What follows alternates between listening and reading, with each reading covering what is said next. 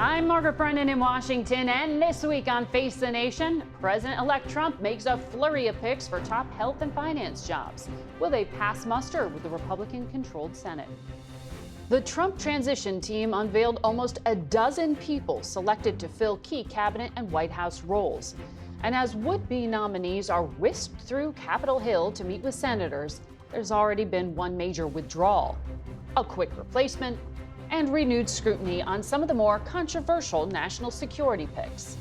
We'll talk with two key senators, Republican Rand Paul and Democrat Tammy Duckworth. They'll be questioning the president-elect's choices on health, national security, and more.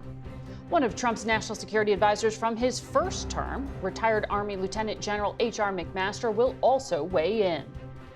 Plus, as the conflict between Israel, Hamas, and Hezbollah continues to rage, when can we expect a ceasefire? We'll ask Maryland Senator Chris Van Hollen, who has called President Biden's handling of Israel shameful and a policy failure.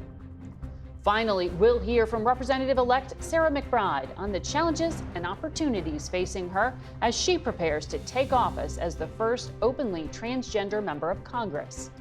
It's all just ahead on Face the Nation.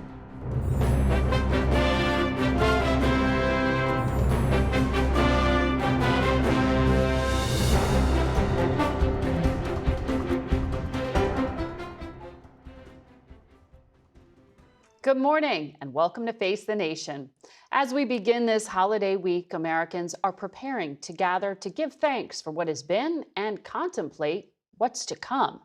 Our latest CBS News poll shows that 59% of Americans approve of how President-elect Donald Trump is handling the presidential transition. Trump has kept up a steady drumbeat of staffing announcements from his Mar-a-Lago resort in Palm Beach, Florida. And that is where we find our Nicole Killian this morning with the latest. After Saturday lunch with one of the senators who will vote on his cabinet picks, President-elect Donald Trump announced former domestic policy advisor Brooke Rollins for Agriculture Secretary. One of his most highly anticipated selections was Scott Bessent for Treasury. If confirmed, the 62-year-old investor would be the first openly gay secretary to lead it and responsible for quarterbacking Mr. Trump's proposed policies on taxes and tariffs. The most beautiful word in the dictionary is tariff. A new CBS News poll shows a majority of Americans support imposing tariffs on imported goods, and more have an optimistic view of the economy since the election. Mr. Trump selected a pair of doctors to lead health agencies. Former Congressman David Weldon has promoted debunked anti-vaccine views and is being tapped to lead the Centers for Disease Control. Food and Drug Administration pick Martin McCary critiqued vaccine mandates during the COVID pandemic. And Project 2025 architect Russ Vought plans to reprise his role as White House budget director, despite Trump's disavowal of the conservative policy blueprint. I have nothing to do with Project 2025. Our polling also finds many of the president-elect's well-known designees have more support than opposition, including Robert F. Kennedy Jr., Tulsi Gabbard, and Pete Hegseth. The former Fox News host picked to lead the Pentagon is drawing scrutiny over allegations of sexual assault in a 2017 police report. Did you sexually assault a woman in Monterey, California? I have, as far as the media is concerned, I'll keep this very simple. The matter was fully investigated, and I was completely cleared. While President-elect Trump has filled out most of his cabinet, a few economic positions remain up for grabs, including U.S. Trade Representative and Small Business Administrator. Margaret? That's Nicole Killian in West Palm Beach, Florida. We go now to Kentucky Republican Senator Rand Paul. He is set to chair the Homeland Security Committee next year, and he sits on the Health Committee. Welcome back to Face the Nation, Senator. Good morning. Thanks for having me. Well, you are a doctor by training. I want to ask you about some of these health picks. I know that you personally said that you have vaccinated all of your children, but vaccination rates in this country, as you know, are on the decline.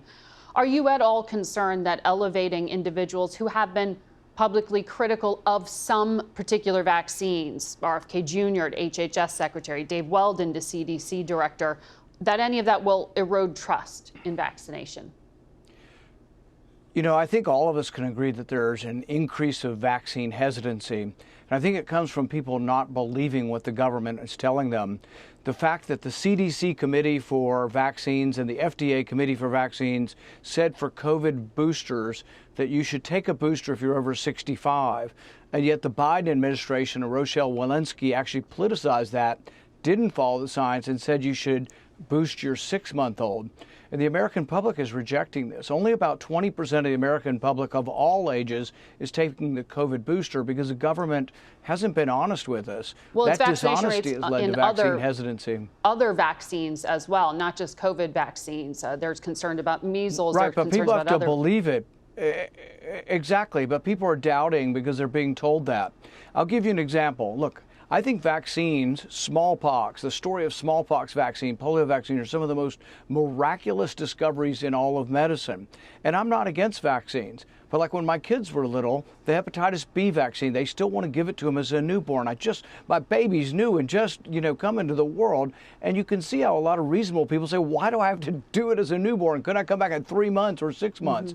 So really it's about choice. It's about getting rid of mandates. It's about letting people participate, but it's also about the government being honest. What are the risks and what are the benefits? And they haven't been honest on COVID because healthy children do not die from COVID, do not get seriously sick, and there's no proof that the vaccine has any medical benefit for healthy children.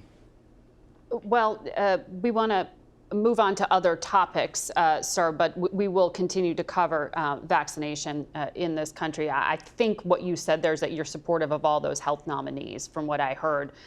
You have been, I'm sorry, did you want to say?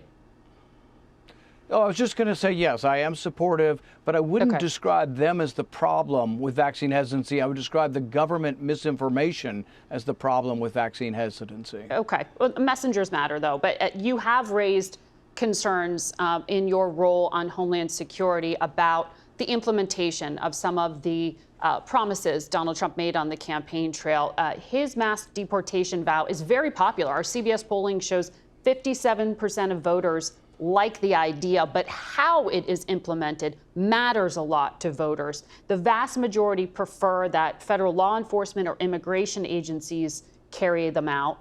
Just 40% say the U.S. military should be involved. The stated Trump plan is to use the military or military assets, deputize the National Guard, and have them act as immigration agents. Do you believe that is lawful? I'm 100% supportive of going after the 15,000 murderers, the 13,000 sexual assault perpetrators, rapists, all these people. Let's send them on their way to prison or back home to another prison. So I would say all points bulletin, all in. But you don't do it with the Army because it's illegal. We've had a distrust of putting the Army into our streets because the police have a difficult job, but the police understand the Fourth Amendment. They have to go to judges. They have to get warrants. It has to be specific. And so I'm for removing these people, but I would do it through the normal process of domestic policing. Now, I would say that the mayor of Denver, if he's going to resist federal law, which there's a long-standing history of the supremacy of federal law, if he's going to resist that, it will go all the way to the Supreme Court. And I would suspect that he would be removed from office. I don't know whether or not there'd be a criminal prosecution for someone resisting federal law, but he will lose. And people need to realize that what he is offering is a form of insurrection, where the states resist the federal government. Most people objected to that and rejected that long ago. So I think the mayor of Denver is on the wrong side of history, and really I think will face legal ramifications if he doesn't obey the federal law. Just in context on those numbers you rattled off in terms of criminals, those numbers from ICE are accurate figures, but they're over a 40-year period of time. What we know now about the immigration authorities who would have to be charged with rounding these individuals up, there are just 6,000 agents, 41,000 detention beds to carry out the assignment of rounding up millions of undocumented people potentially. How do you suggest they implement it? And if this is a red line for you in terms of using the military, would you vote no on the DHS secretary, Kristi Noem? I will not support and will not vote to use the military in our cities. I think it's a terrible image. But I will tell you, but just in the last week, with the belief that a new administration will change things, there were 4 or 5 criminals arrested in the last week. And what would happen, and I think what will happen under Donald Trump's administration, is I don't recommend to use the Army, but I would use the FBI, I would use ICE, I would use Border Patrol. And they have a list now of 15,000. I don't care if it came in over 40 years or 10 years. If you've got a list, you put these people on a all points bulletin. These are the kind of people that are dangerous and that everybody needs to be the watch on. And they would go out and seek those people. We have about 30,000 very dangerous people already convicted of crimes. That should be the first priority for all of this. Let's go find those people, but it's not about detaining them. In all likelihood, they should be going to a jail, either a jail here or in the country they came from. So I think if we did that, there'll be a lot of unity. If they send the Army into New York and you have 10,000 troops marching, carrying semi-automatic weapons, I think it's a terrible image and I will oppose that. But it's not that I oppose removing people. I just object to what has been against the law for over 100 years, and that's using the Army. But deputizing the National Guard, that specifically is the proposal. You also oppose that. I don't think it's the best way to do it. It's less clear whether that's legal or illegal. Typically, it has to be done at the behest of the governors. I still don't like a militarization of police, whether it's National Guard or Army. I think there's a lot of FBI. Okay. There's a lot of Border Patrol agents. There's a better way to do it, and it needs to be individualized. That doesn't mean I'm any less serious about getting it done. It just needs to be done according to the law and consistent with our traditions. Understood.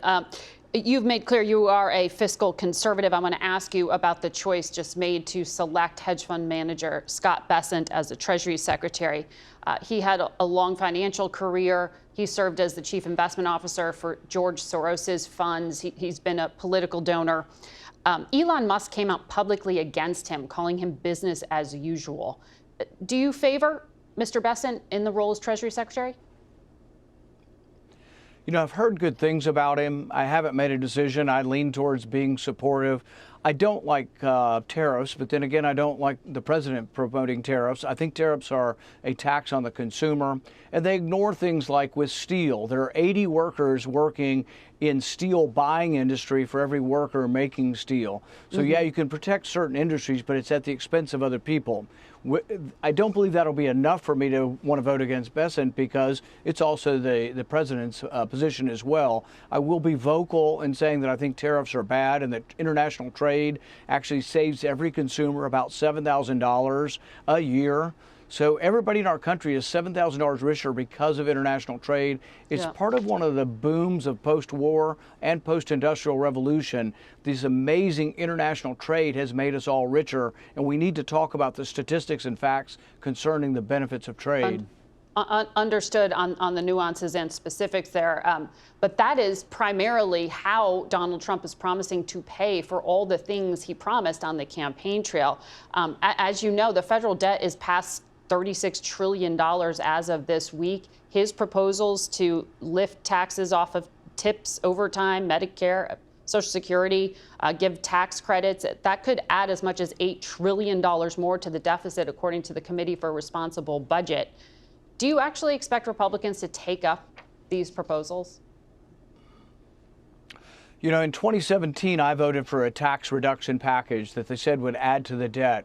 But I also forced my colleagues to vote for pay-as-you-go. It's a policy that's in our law, and they have to waive it, which means that if a tax cut causes a reduction and it causes an increase in the debt because of reduced revenue, that you have to have spending cuts. So I've always been in favor of the tax cuts, but I've also been in favor of the spending cuts. The same will occur with this. If we do cut taxes, which I think helps the economy, you leave money in the hands of the productive private sector, I think that's a good idea.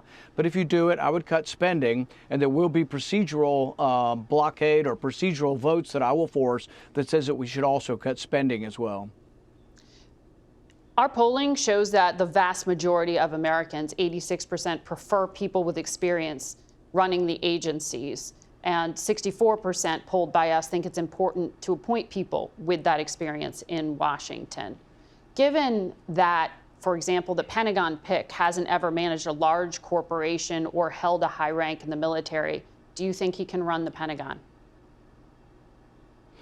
Yes, and I think the vast majority of people, if you poll them, will say that they don't think people should be picked based on religion or gender or sexuality. They want people to be picked on merit. And one of Pete Hegseth's criticisms of our Pentagon is that we've gone away from merit and gone more towards racial characteristics. And so I think that the people are and would be overwhelmingly in favor of someone who's going to base hiring on merit, not on racial characteristics. Okay. Senator Paul, thank you for your time today. Face the Nation will be back in a minute.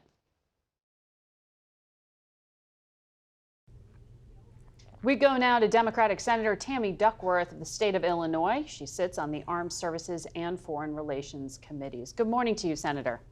Good morning. Thanks for having me on. Well, former Congressman Matt Gaetz took himself out of the running this week to become Attorney General. This was after he had met with senators, and CBS has reported that as many as 15 Republicans opposed him. Does that suggest to you that your Republican colleagues in the Senate will hold the line, or are you still concerned they will just greenlight anyone Trump nominates? Well, I'm deeply concerned that they will greenlight. I'm glad that they held the line on him. I'm also glad that they voted the way they did for the Republican leader, but that was in the secret ballot when they elected Senator Thune. And, Mr. Trump's main choice for that position was not selected. But from what I'm hearing from my Republican colleagues on everything from defense secretary to other posts, it sounds like they are ready to roll over for Mr. Trump. Well, on that point of defense, since you sit in this advisory role on armed services, I don't have to tell you, but for our audience, there are over 200,000 American women who serve in active duty service right now, thousands of them in frontline combat roles. You were one of them in 2004 when your Black Hawk helicopter you were piloting was shot at by an RPG and you sustained severe injuries. Here is what Mr. Trump's pick for defense secretary said about women serving. I'm straight up just saying we should not have women in combat roles. It hasn't made us more effective, hasn't made us more lethal, has made fighting more complicated. Do your colleagues who sit with you on armed services believe that Mr. Hegseth's statement there is an issue that he needs to perhaps retract? Well, I think they need to because he's wrong. Our military could not go to war without the 220,000 plus women who serve in uniform. The women in our military does make us more effective, does make us more lethal. And let me just make one thing clear. The women who are in those very particular roles, whether it's in special forces or the SEALs or the infantry, they meet the same standards as the men. And so he's been out there saying that, women are not as strong. The ones who are in those roles have met the same standards as the men and have passed the very rigorous testing. And so he's just flat out wrong. Our military could not go to war without the women who wear this uniform. And frankly, America's daughters are just as capable of defending liberty and freedom as her sons. Having served in combat yourself, what do you think of the idea that women make fighting more complicated? That was specifically what he focused on. Well, it just shows his lack of understanding of where our military is. He was a pretty low-ranking guy in the military, and he never had a command position. He was a platoon leader, I think, once or twice, but he never even commanded a company. And so this is a man who is inordinately unqualified for the position. Remember that the Pentagon is 3 million servicemen and women and civilians. It is a over $900 billion budget. He's never, run anything anywhere near to that size. And frankly, women actually make our military more effective. And I've personally found that I brought many insights to my job when I was a company commander, when I was a logistics officer that came from my own personal background that made things better. I took better care of my men, for example, in my unit. I was often the only woman in an all-male unit, and my gender didn't have wasn't a problem. I just adapted, and we continued to perform the mission. The question of character has also come up in regard to this leadership role. Mr. Hegseth has acknowledged that he paid a woman back in 2017 to quiet her accusations of sexual assault. He claims it was consensual sex. I'm sure you've read that Monterey police report, as we did here. It refers to the offense code as, quote, rape victim unconscious of the nature of the act. It details both the accusers and Hegseth's version of events. Here's what Senator Mark Wayne Mullins said it shows. 2 people flirting with each other. Is the committee going to speak with the victim to ask if this was a misunderstanding? Well, that will be the decision of the Republican chairman of the committee next year. I hope that we will, but I suspect that they again will roll over for Mr. Trump. Frankly, I will raise those questions. Remember that we've just fought over a decade of fights and overhauled the military and its treatment of military sexual trauma. It's frankly an insult and really troubling that Mr. Trump would nominate someone who has admitted that he's paid off a victim who has claimed rape allegations against him. This is not the kind of person you want to lead the Department of Defense. To move to a vote you took this past week, you've said you have discussed at the brutal tactics used by the Netanyahu government in Gaza, but you voted against all 3 resolutions of disapproval this past week that would have paused very specific offensive weapons shipments to Israel. Your colleague, Senator Van Hollen, said it's just about getting Israel to comply with U.S. law. How do you respond to that? Why shouldn't they be held to the same standards as other recipients of U.S. aid? Well, I respect Senator Van Hollen's position, and in fact, I have co-signed many of the letters that he's led that has called on Israel to comply with humanitarian standards across the world. My decision comes from my military experience. The fact that many of these rounds were not going to be delivered for a couple of years, the fact that these are resolutions, they don't actually have binding effect. And frankly, for me, my decision came from the fact that we have tens of thousands of U.S. troops in harm's way right now. And I am deeply concerned that a resolution that doesn't actually do anything might embolden Houthis and the Iranian regime and Hamas to further target American troops abroad. So I respect Chris. He and I are good friends. We were freshmen into the Senate together, but we come at this from slightly different angles, mine from 23 years of military experience. But I do share his concern about the brutal way that Israel has acted in Gaza, and I've co-signed many of his letters. Our polling shows that there is a desire among the American people to see Democrats and Republicans work together in this future Trump administration. With that in mind, I'm looking at some of these nominees, including Trump's pick for labor secretary. She is drawing praise from unions because she is perceived as pro-union. Could you see yourself supporting her or any of the other nominees? Absolutely. What I would need to do is have a chance to sit down and talk with each one of these nominees and listen to them and hear what they have to say. I think Congressman Collins over at VA, he's the nominee for VA, is another person I can talk with. In fact, I worked with him when I was in the House a few years back. I'm going to evaluate each one of these candidates based on their ability to do the job and their willingness to put the needs of the American people first. And not be on a retribution campaign for Mr. Trump. So it's about, are they willing to be independent and do the job that they are being nominated to do? And are they competent and qualified for the position? Senator Duckworth, we appreciate your time this morning. Thank you. And we'll be right back with a lot more Face the Nation. Stay with us.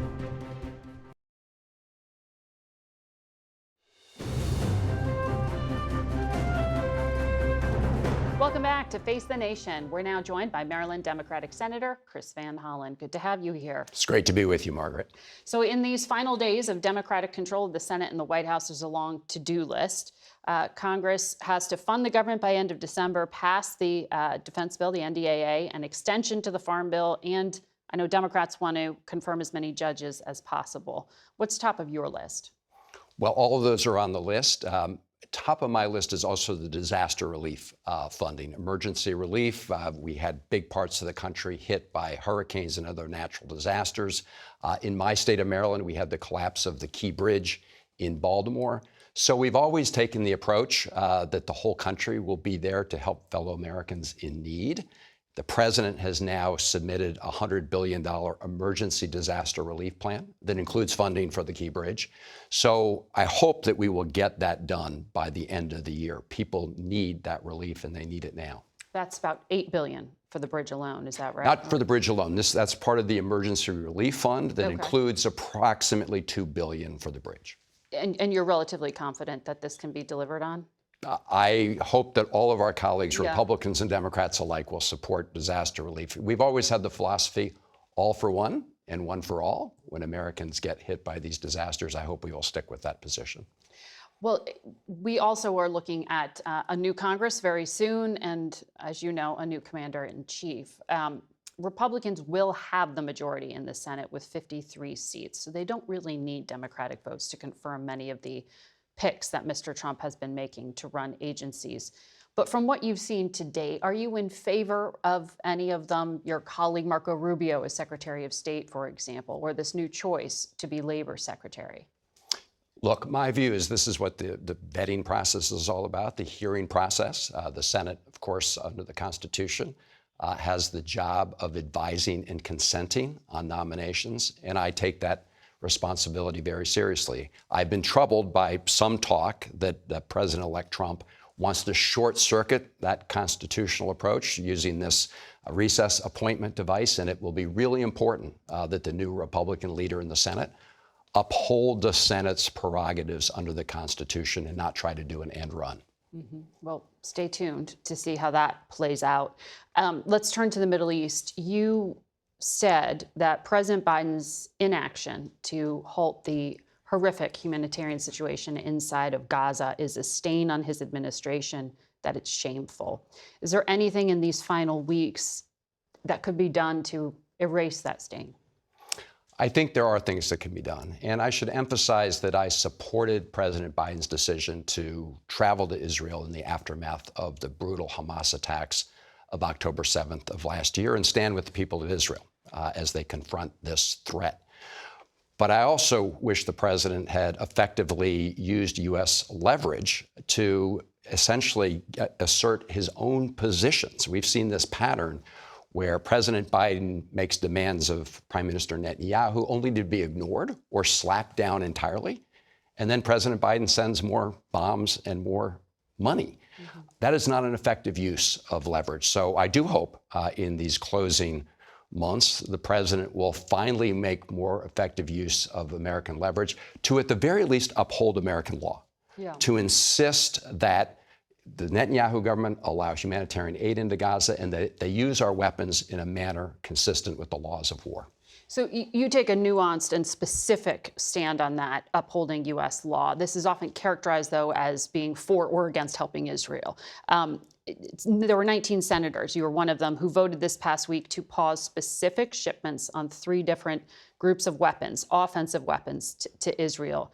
You said the State Department's reviewing 500 incidents where U.S. weapons were used and caused unnecessary civilian harm. The State Department has said Israel's doing things to fix the situation, which is why weapons continue to be greenlit. Are you suggesting that's a lie? I'm suggesting that the President of the United States is not fully complying with American law on this question. If you look at the letter that was sent by Secretaries Austin and Secretary Blinken to Israeli authorities in October, you look at that final paragraph, you'll see that they're complaining about the fact that there is no effective mechanism right now for getting to the bottom of claims of civilian harm. The State Department has, as I said, about 500, as you said, and we haven't gotten to the bottom of those. Why? Because the process is broken, and I would argue that there's not been the will to fix the process because a lot of people don't want the process to produce the obvious answer, which is there have been many cases where we've seen U.S. weapons used in violation of international humanitarian law. In fact, if you go back to the NSM-20 report earlier this year, the Biden administration said specifically that there was a high likelihood that U.S. weapons were being used in violation of international law, and yet they've done nothing in the intervening period to enforce that. When I've pressed U.S. officials on this privately, they've said, what do you want us to do? You want us to put in a halt for a few weeks and then Donald Trump reverses it? What's the point? How do you respond to that? Well, the point is they should have been doing this for a much longer period of time. The president had ample opportunities over the last year. There are many people in the administration, at the senior level, who told me that this war was going to come to an end back in January. I've met with hostage families on numerous occasions who've been calling out Prime Minister Netanyahu for not agreeing to a ceasefire and a return of their loved ones.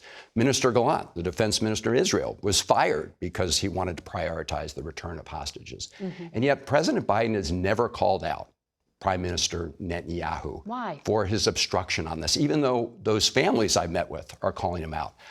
Even post-election, why do you think he won't do that? I really don't know. I just don't know why the President of the United States has not been willing to make more effective use of American leverage to assert his own stated objectives. I mean, he's been ignored on other things too, right? He wants the PA to be the nucleus of governance in a post-war Gaza. He wants a two-state solution. Prime Minister Netanyahu has not only ignored those, he's gone out there and bragged about how he's blocking President Biden's efforts. And yet the blank check just keeps on coming. So what my colleagues and I are saying is, let's just pause these transfers of offensive weapons, certain ones, until the Prime Minister Netanyahu and his government come into compliance with American law. These are American laws on the books. So this is not about whether we support Israel or not. Of course we support Israel. It's about whether our support is used in a manner consistent with American law and American values. Senator Van Hollen, thank you for explaining your position. Thank you. We'll be right back. We turn now to retired Army Lieutenant General HR McMaster, who served as National Security Advisor in the first Trump administration. His latest book is At War with Ourselves, which chronicles his time at the White House. Good morning and welcome back. Good morning, Margaret. Happy Thanksgiving. Happy early Thanksgiving to you. I want to ask you about the geopolitical threat picture right now that the next commander-in-chief will be walking into the Oval Office and facing. In these final weeks of the Biden administration, Ukraine has started using U.S.-made ATACMS, a type of longer-range missile, to strike within Russian territory. President Biden also approved anti-personnel landmines. The aim is to get them on stronger footing before Trump takes office. Can these weapons quickly make a difference? They can make a difference, Margaret. Really, it made no sense to not allow the Ukrainians to fire those missiles at the bases that Russia was using to continue their onslaught against the Ukrainian people and Ukrainian infrastructure. And so it's another one of these examples how the Biden administration has taken this halting approach to providing weapons and then permissions to use weapons. And so I think it's important because both sides right now are incentivized to make as many gains on the battlefield as they can before the new Trump administration comes in. And you see Russia throwing troops into Ukrainian defenses. I mean, they're taking tens of thousands of casualties a month. I think it's really an unsustainable rate. And what the Ukrainians are doing now is trying to protect themselves from the onslaught, inflict as many casualties as they can, and they're trading some space for time and the opportunity to cause more attrition on Russian forces. So the next couple of months, I think, are really critical in terms of what is the next phase in the war in Ukraine. Well, President Zelensky said just yesterday that he's sure Vladimir Putin is trying to, quote, push us out by January 20th and try to demonstrate that he has the upper hand. He's not saying that, just as an observation. He is looking at the National Security Advisor, Mike Waltz. He's looking at the possible next Secretary of State, Marco Rubio, who has voted against Ukraine aid. The vice president-elect is against helping Ukraine. Can Ukraine get the upper hand here? And are these top advisors going to be persuadable? Well, this is a real problem, Margaret. I think what you're seeing is this delivers a psychological blow to the Ukrainians. Ukrainians are struggling to generate the manpower that they need and to sustain their defensive efforts. And it's important that they get the weapons they need and the training that they need, but also they have to have the confidence that they can prevail. And any sort of messages that we might reduce our aid are quite damaging to them from a moral perspective. I think, and what I hope, is that those who President Trump has nominated and President Trump himself will begin to see the quite obvious connections between the war in Ukraine and this axis of aggressors. They're doing everything they can to tear down the existing international order. I mean, heck, Margaret, North Korean soldiers are fighting on European soil in the first major war in Europe since World War II. Look at what China's doing to sustain Russia's war-making machine with the cash Vladimir Putin needs, but also with the equipment and the hardware necessary to build these missiles that are continuing this onslaught. Iran is providing the Shahed drones and missiles. North Korea is also providing 8 million rounds of artillery.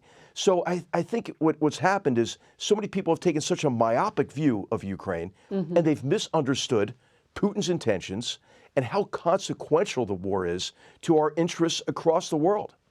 Well, one of the things, and you are a historian, you've written quite a lot and looked at presidential decision making. One of the things you've written in At War with Ourselves was it is important, based on your study of the Vietnam War, to ensure that the president gets the best analysis and multiple options so he can make informed decisions. Do you think so far that Mr. Trump's choices for Director of National Intelligence, for Defense Secretary, are these individuals who provide the president with the best analysis and what he needs to hear, not just what he wants to hear? Well, this is what the Senate has to really exercise their advice and consent role. And I think it's worth going back to Federalist 76, where John Adams said, really, this advice and consent is so important to make sure the best people are in those positions. President Trump, as I wrote in the book, he does learn. He does listen to advice. He does evolve his understanding. So who will those people be?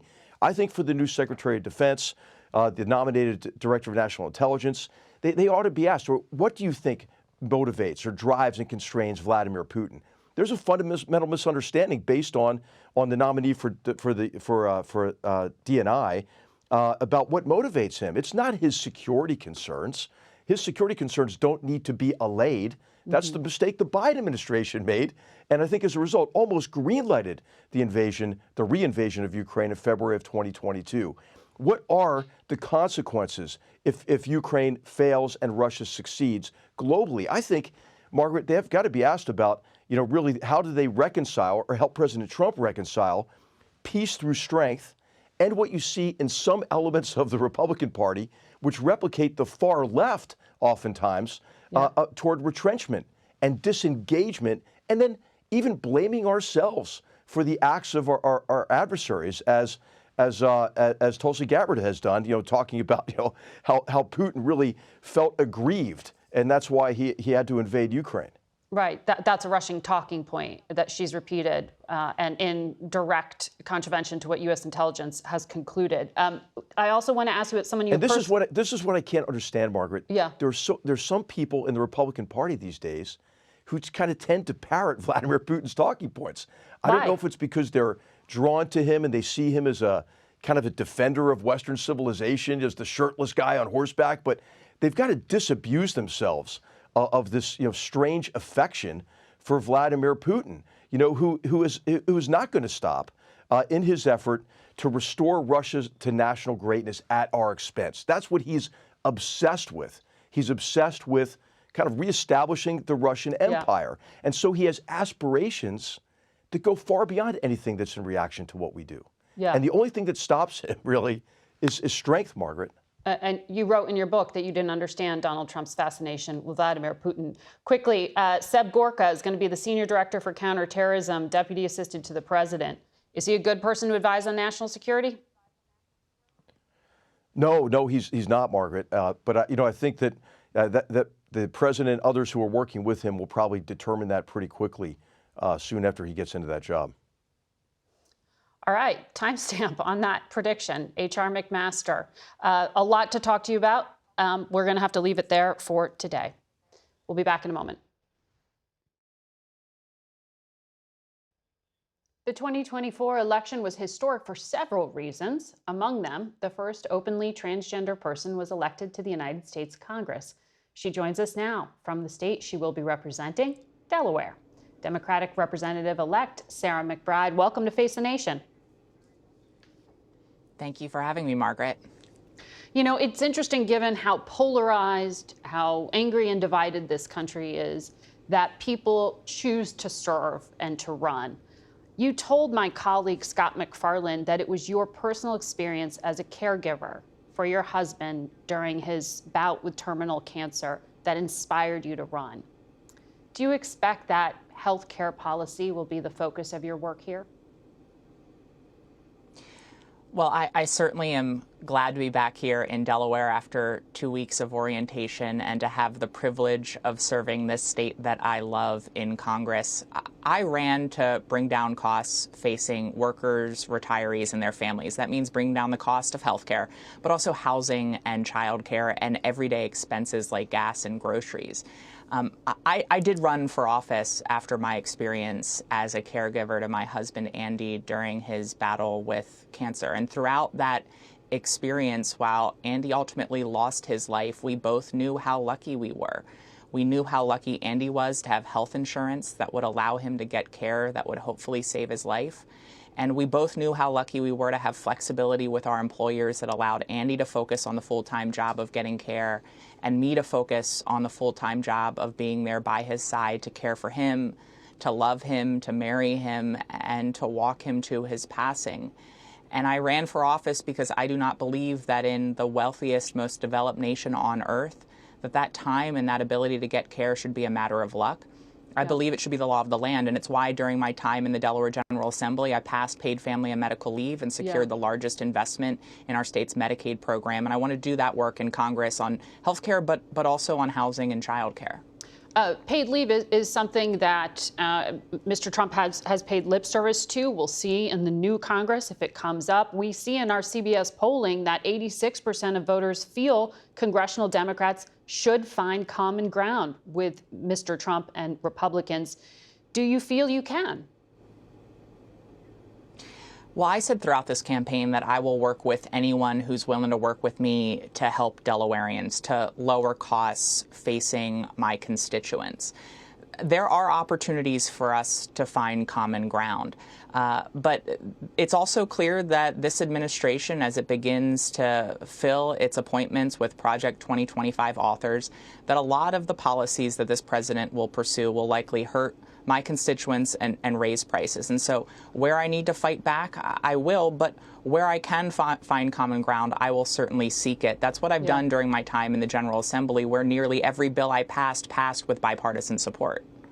As you mentioned, you were here for orientation. Speaker of the House, Mike Johnson, was asked about you coming to work and some objections by a female South Carolina Republican representative regarding what bathroom you'd be able to use.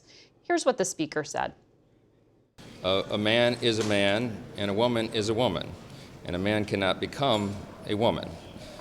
That said, I also believe, that's what Scripture teaches, what I just said, but I also believe that we treat everybody with dignity. Do you believe that you are being treated with dignity by your colleagues? I didn't run for the United States House of Representatives to talk about what bathroom I use. I didn't run to talk about myself. I ran to deliver for Delawareans. And while Republicans in Congress seem focused on bathrooms and trans people, and specifically me, I'm focused on rolling up my sleeves, diving into the details, setting up my office, and beginning the hard work of delivering for Delawareans on the issues that I know keep them up at night. And I look forward to working with any colleague who's ready to work and ready to be serious about the issues that matter, because at the end of the day, how I'm being treated does not matter. What matters is how the American people are being treated and whether we're actually focused on the issues that matter to them. Well, some of your fellow congressional Democrats, including Tom Suozzi and Seth Moulton, have also recently spoken about their feelings looking back at the last election and said Democrats should be more open about saying whether they object to transgender athletes playing in girls' sports. Those were the specific examples they brought up. How would you respond to your soon-to-be Democratic colleagues on those? Do you understand why some parents, for example, feel uncomfortable or frustrated? Look, I think this country is still entering into a conversation about who trans people are, the full diversity of the community. And I've had conversations with colleagues in the Democratic caucus already that span diversity of thought about how the party should engage on a whole host of issues. But I think we are all united that every single American deserves equal rights. I think we are all united that attempts to attack a vulnerable community are not only mean-spirited, but really an attempt to misdirect. Because every single time we hear the incoming administration or Republicans in Congress talk about any vulnerable group in this country, we have to be clear that it is an attempt to distract. It is an attempt to distract from what they are actually doing. Every single time we hear them say the word trans, look what they're doing with their right hand. Look at what they're doing to pick the pocket of American workers, to fleece seniors by privatizing Social Security and Medicare. Look what they're doing undermining workers. And here's also what we have to be clear about, because I think the last week has been a prime example of this. Every bit of time and energy that is used to divert the attention of the federal government to go after trans people is time and energy that is not focused on addressing the cost of living for our constituents. And we have to be clear that there is a real cost for the American worker every time they focus on this. All right, Congresswoman-elect, I'm sure we'll be seeing you here in Washington. We'll be right back. That's it for us today. Thank you all for watching. Until next week. For Face the Nation, I'm Margaret Brennan.